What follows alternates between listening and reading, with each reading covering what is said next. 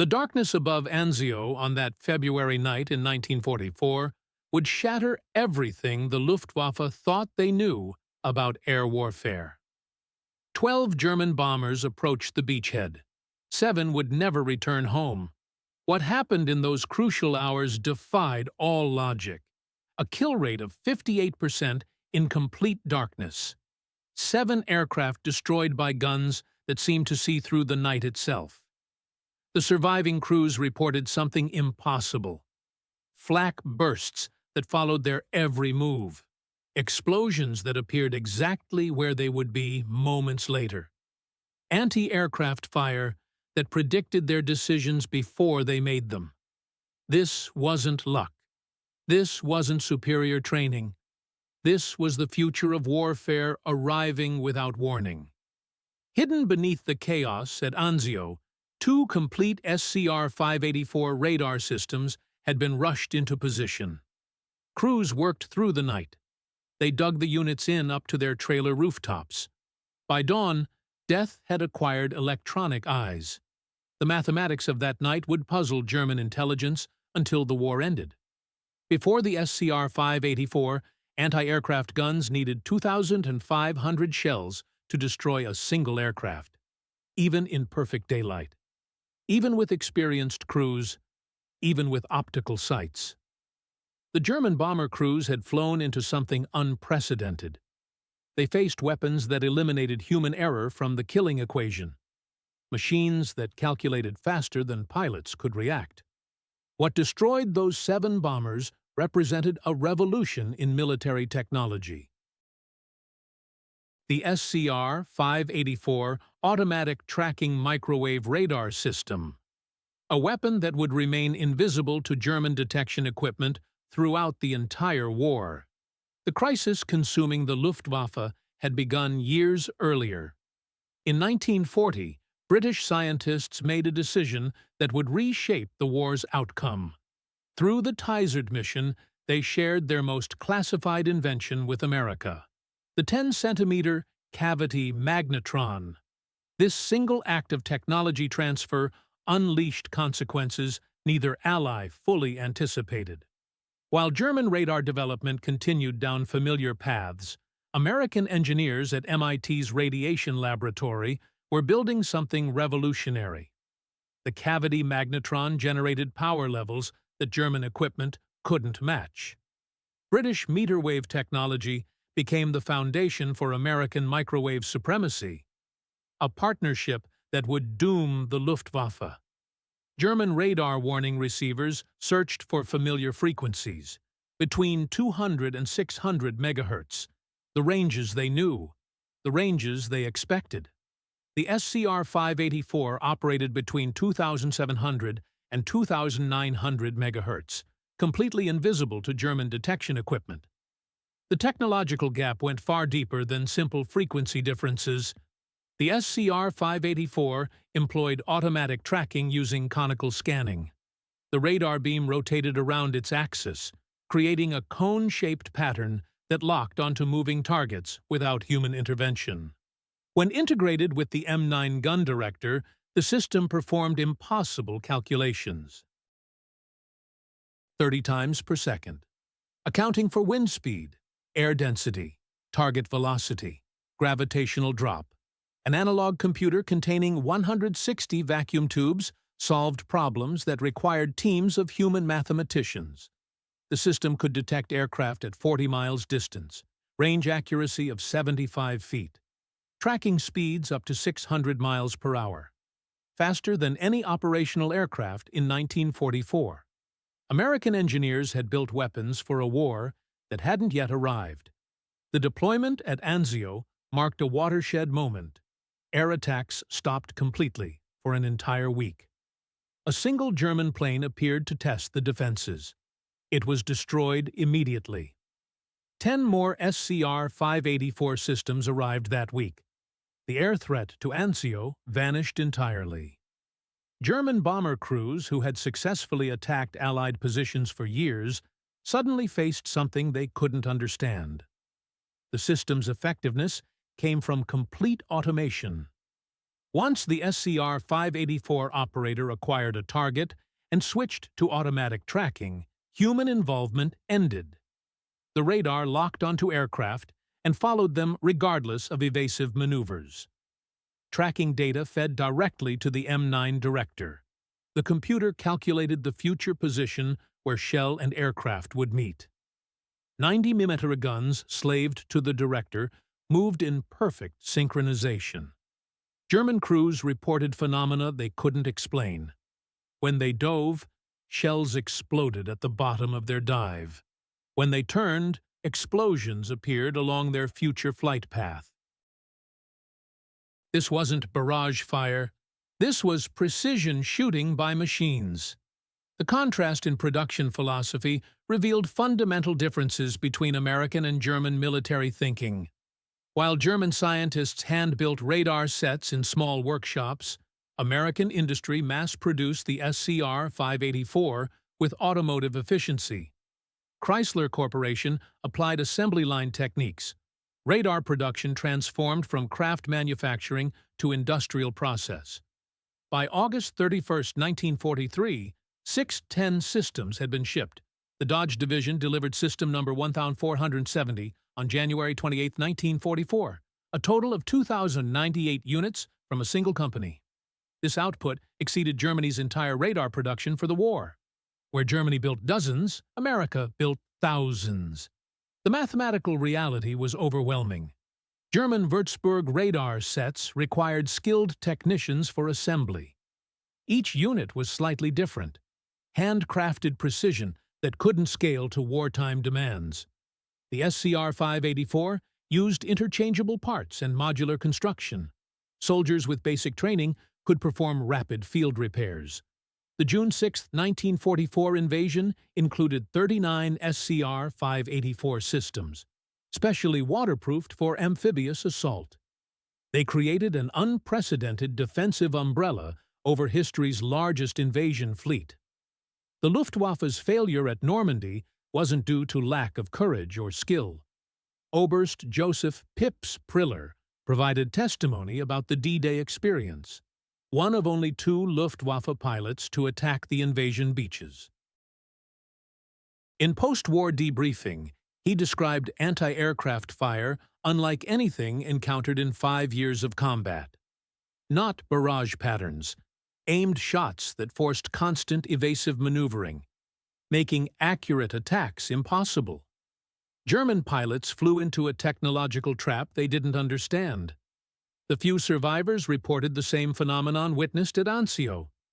The defense against Hitler's V-1 vengeance weapons provided the clearest demonstration of revolutionary capabilities. Flying bombs traveling at 400 miles per hour in straight lines at constant altitude. They should have been ideal targets for conventional weapons. Yet their speed made them nearly impossible to hit with manual aiming methods. 20 SCR 584 systems were assigned to England's Channel coast. Their mission was reducing the number of V-1 flying bombs hitting London. The statistics documented a revolution in anti-aircraft effectiveness. 80 guns using new proximity-fused shells destroyed hundreds of flying bombs. On one Sunday, 97 of 101 were shot out of the sky. The numbers defied everything known about defensive warfare. In the first week, 17% of all flying bombs entering the coastal gun belt were destroyed. This rose to 60% by August 23rd. By the last week of the month, 74% were being eliminated. On one extraordinary day, 82% were shot down. The ammunition efficiency improved from 1 V-1 for every 2,500 shells fired to 1 for every 100 shells. A 25-fold improvement that represented more than incremental progress.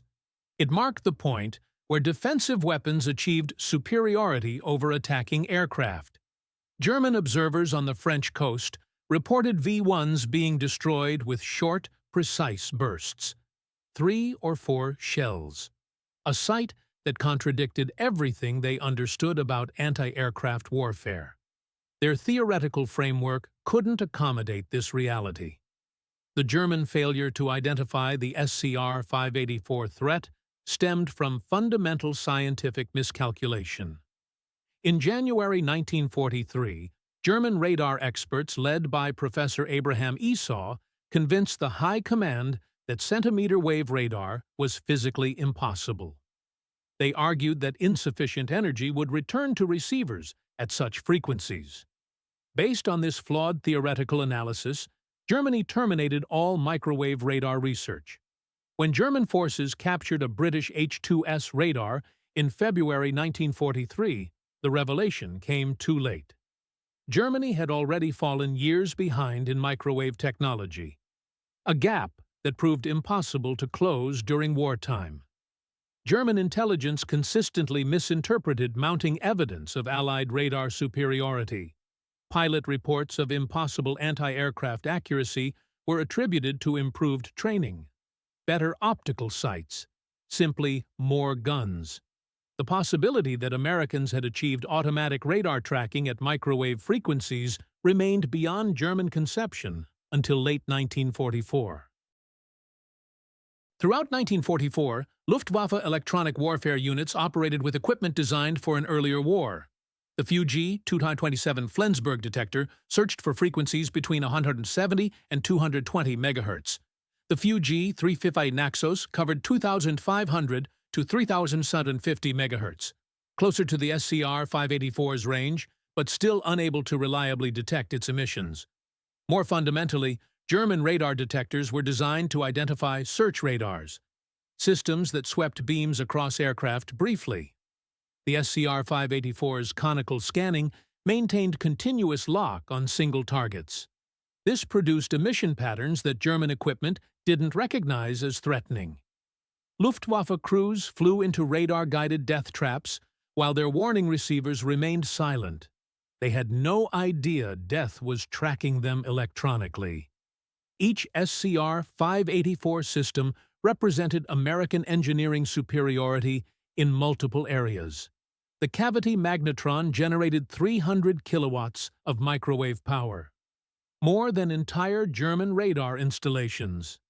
The servo mechanisms for automatic tracking achieved precision that German industry couldn't replicate.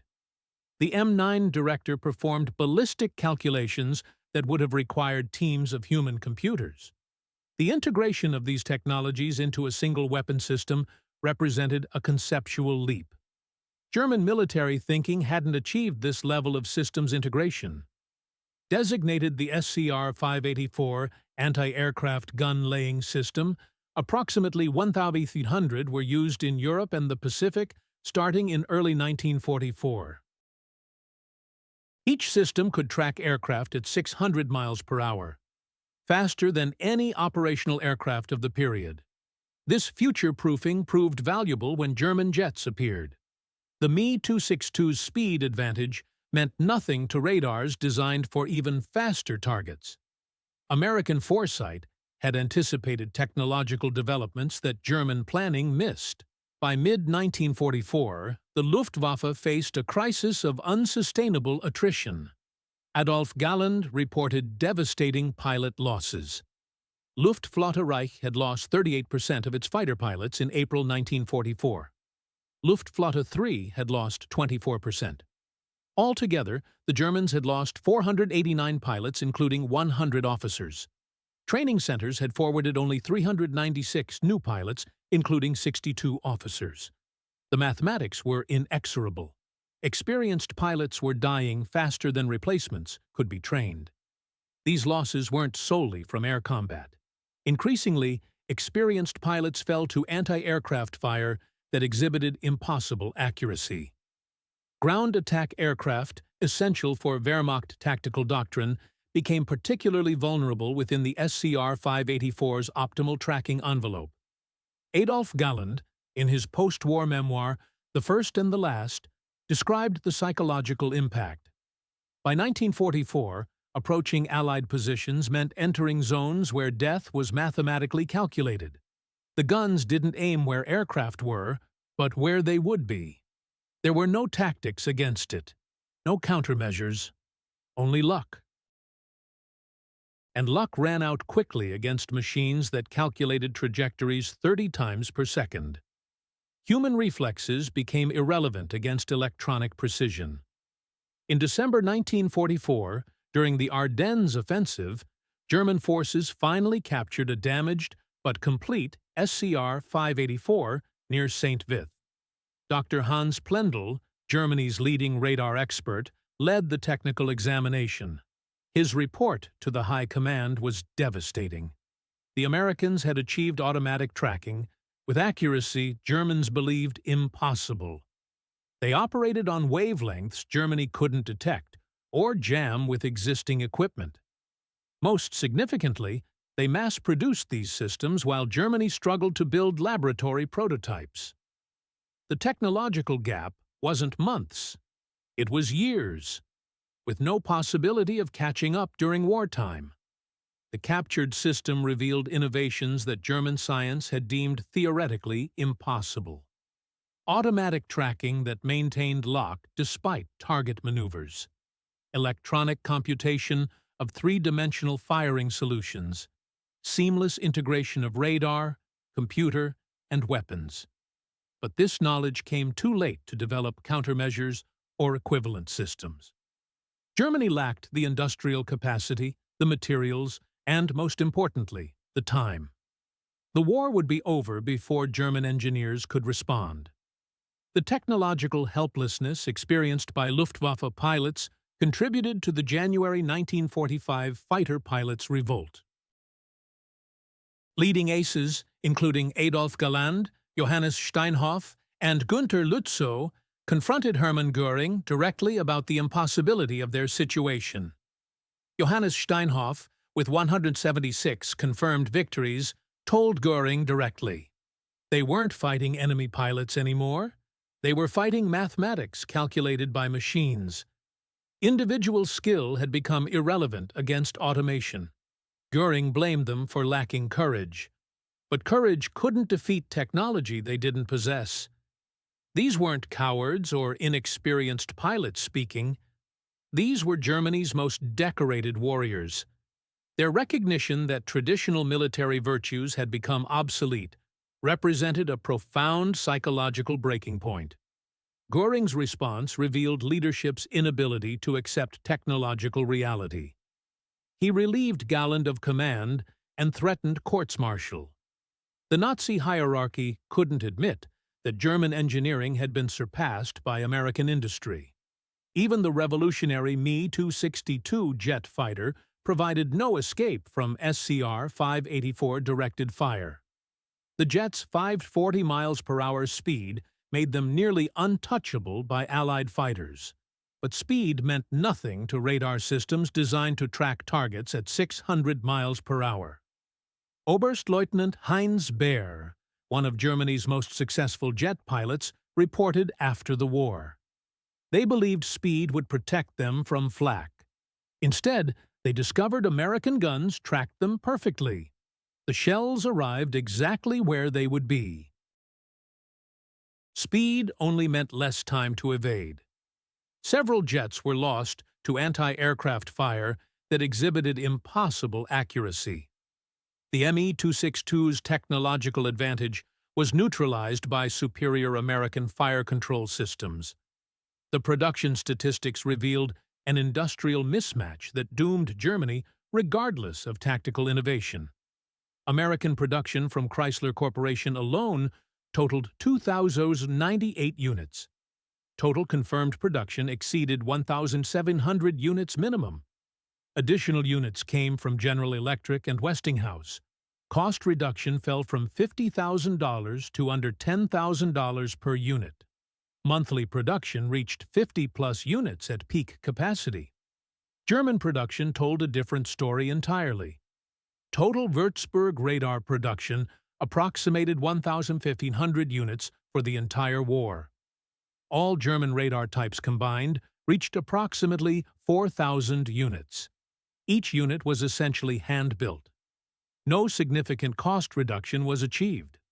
Limited production capacity persisted throughout the war. This disparity reflected deeper advantages in American industrial culture. The SCR-584 was designed for operation by drafted civilians with 6 weeks of training. German radar systems required engineers and technicians with months of specialized education. Beyond specifications, the SCR-584 demonstrated practical advantages that amplified its effectiveness on the battlefield. Setup and mobility allowed operational status within 30 minutes of arrival. German systems required hours for comparable deployment. This mobility proved crucial in Italy's fluid campaign. The SCR-584 provided immediate air defense for advancing forces. Weather independence meant continued operation in rain, snow, and fog that blinded optical systems. German radar performance degraded significantly in adverse weather conditions. Maintenance simplicity through modular construction allowed component replacement by operators. German systems required specialized technicians for even minor repairs. Crew requirements were minimized to 3 operators versus 8 for the German Würzburg systems.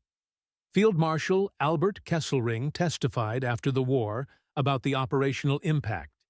American radar-controlled anti-aircraft fire made tactical air support impossible by early 1944. The Wehrmacht, which had pioneered combined arms warfare, found itself fighting blind while the Allies observed everything from above. The campaign against V-1 flying bombs provided quantifiable proof of revolutionary advancement in air defense technology. Week 1 showed a 17% interception rate using conventional methods. Week 4 achieved 60% interception rates. Week 8 averaged 74% interception rates. The best single day reached 82% interception rates. Ammunition efficiency improved 25-fold from previous standards. These statistics represented the first time in warfare history that defensive guns achieved consistent superiority over attacking aircraft. The V-1, essentially a primitive cruise missile, flew predictable paths that should have made it an easy target for conventional weapons. Yet its 400 miles per hour speed had made it nearly invulnerable to manual aiming methods. The SCR-584 changed that equation completely. German electronic warfare, highly successful against British radars early in the war, proved completely ineffective against the SCR-584. The Luftwaffe's sophisticated jamming equipment operated on meter wavelengths. It had no effect whatsoever on microwave systems. German Doppel, chaff cut to meter wavelengths, was equally useless against centimeter wave radar. The failure went beyond equipment limitations. German electronic warfare doctrine assumed adversaries used similar technology. The possibility that Americans operated on completely different physical principles remained unconceived until captured equipment revealed the truth. By then, Germany lacked the resources and time to develop new countermeasures. The SCR-584's influence extended beyond aircraft, destroyed in direct combat. By making German reconnaissance impossible, it blinded Wehrmacht intelligence gathering. German commanders couldn't observe Allied preparations. They couldn't track troop movements or identify weak points in enemy lines. This intelligence vacuum contributed directly to German strategic failures throughout 1944 and 1945. Tactical surprise became impossible when only one side could see the battlefield from above. General der Panzertruppen Hasso von Manteuffel, commanding 5th Panzer Army during the Battle of the Bulge, stated the problem clearly. They attacked blind in the Ardennes. Reconnaissance aircraft couldn't survive over Allied lines. They knew nothing of enemy reserves or movements. The element of surprise, essential to their plan, became impossible when only one side possessed aerial observation capabilities. Intelligence gathering, the foundation of military planning, had been eliminated by radar technology. For Luftwaffe air crews, the SCR-584 represented something psychologically devastating. Death delivered by machines that eliminated human skill from combat equations. Pilots who had trained for years, survived hundreds of missions, and earned their nation's highest decorations found themselves helpless against automation. The testimony of survivors reveals the psychological impact of facing mathematically calculated death.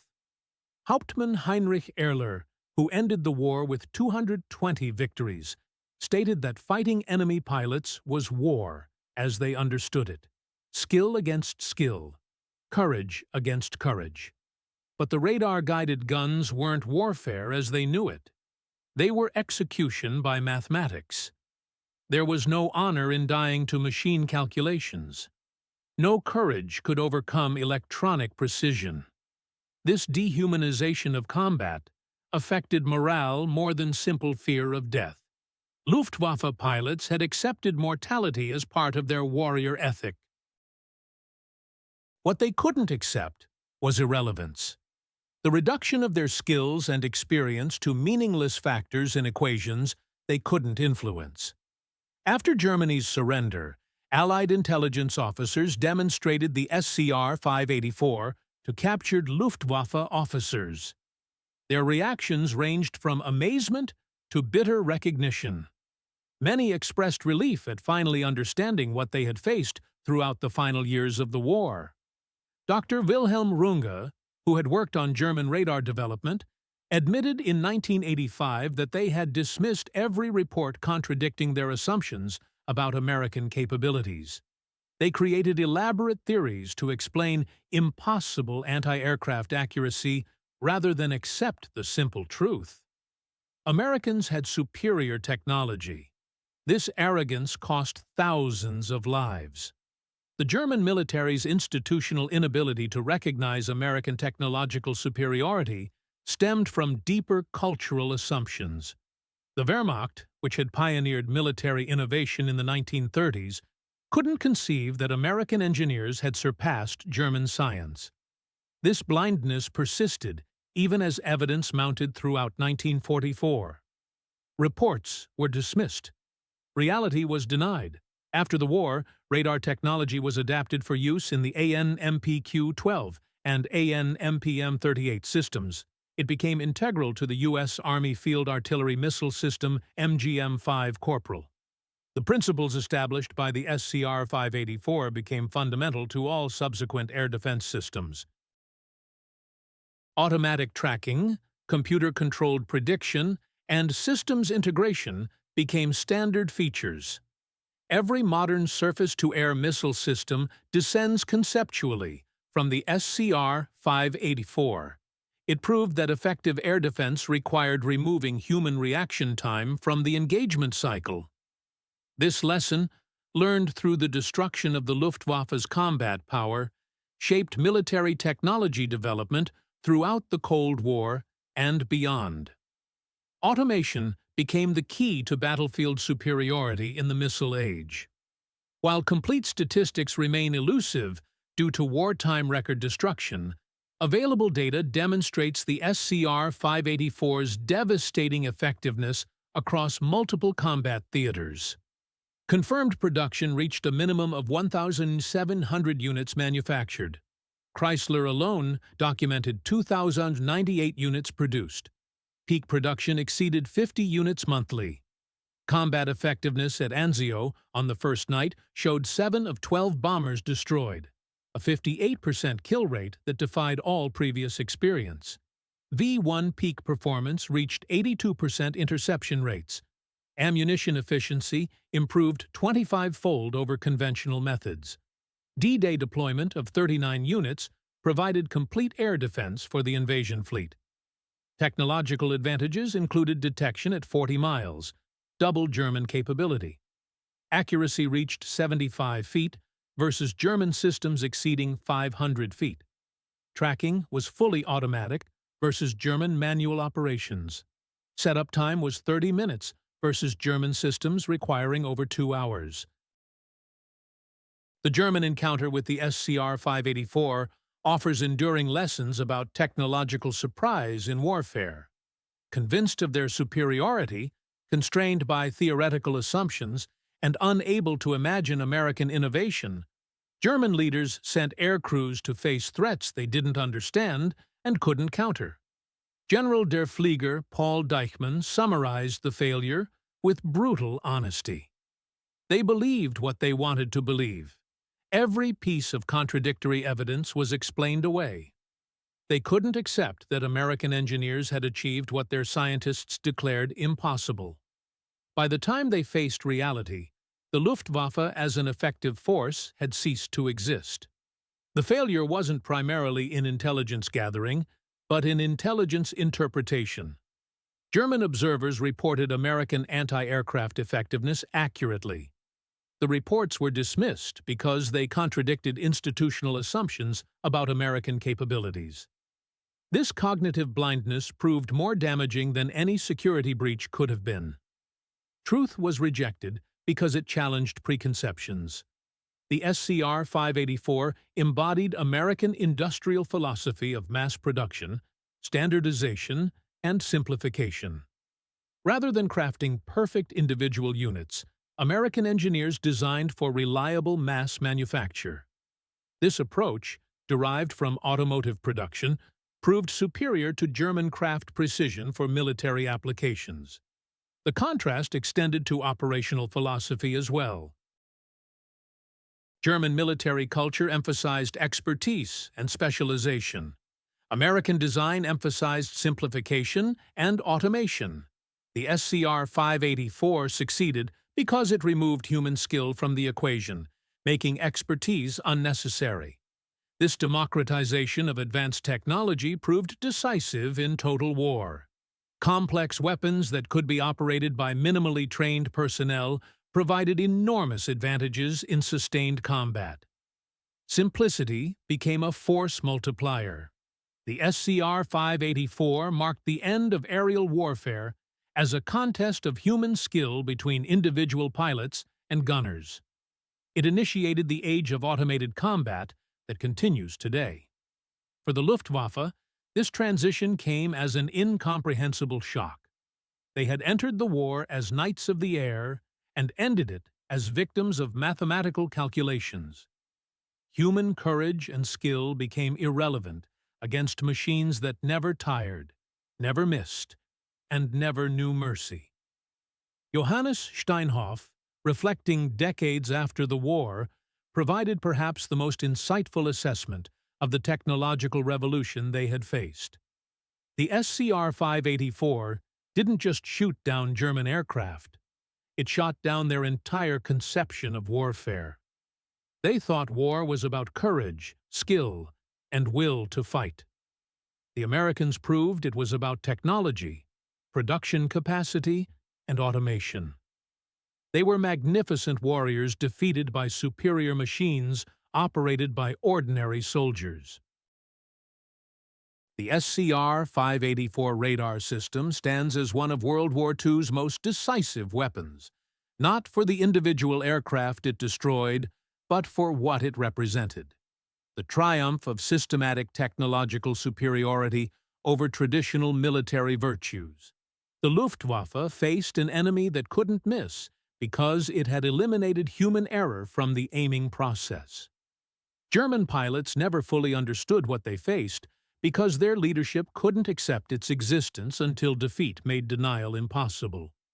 Reports of impossible anti-aircraft accuracy were dismissed as pilot exaggeration. Evidence of automatic tracking was ignored as theoretically impossible. By the time German scientists examined captured SCR 584 units and understood the technology, the Luftwaffe had been reduced to complete ineffectiveness. The Germans never knew American radar had systematically devastated the Luftwaffe because acknowledging that reality would have required admitting fundamental inferiority in science, industry, and military innovation.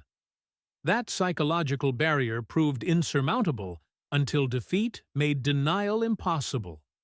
For the Luftwaffe air crews who faced it daily, the SCR 584 was death calculated by machines, delivered with mathematical precision, and immune to human courage or skill.